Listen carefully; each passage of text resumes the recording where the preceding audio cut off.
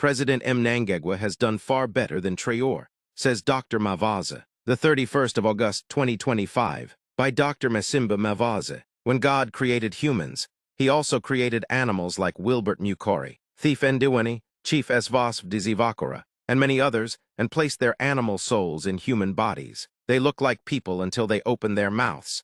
Then you realize there is no humanity in them. They are supported in attacking Zimbabwe by traitors like John Burke and his bodyguard Shepherd Yuta. Their warped narrative against Zimbabwe disgusts anyone who listens. According to Dr. Mavaza, these critics have fallen victim to cultural bias and overexposure to foreign media, leading them to idealize other nations while despising their own. They are virgins to comparative thinking, constantly casting Zimbabwe in the worst light while idolizing others. He said, arguing that such attitudes are stripping Zimbabweans abroad of national pride and patriotism. Dr. Mavaza stressed that dissatisfaction with Zimbabwe among these detractors is malicious rather than constructive. While global connectivity fosters admiration for other cultures, he insisted it should not translate into undermining one's own nation. Highlighting the progress made under President Emmerson Mnangagwa, Dr. Mavaza pointed to several achievements since the Second Republic began: economic growth,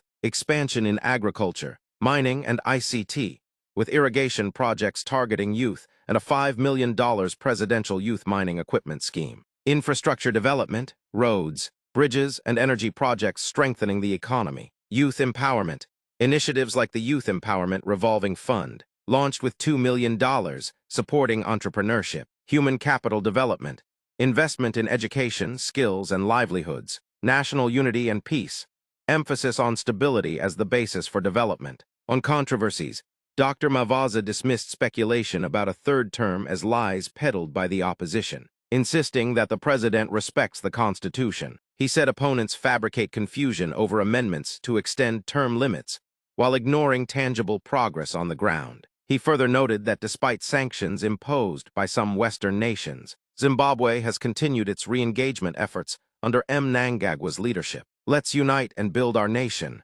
said Dr. Mavaza, urging citizens to embrace unity, celebrate diversity, show patriotism, and work collectively for economic and social development. Together we can build a brighter future for all.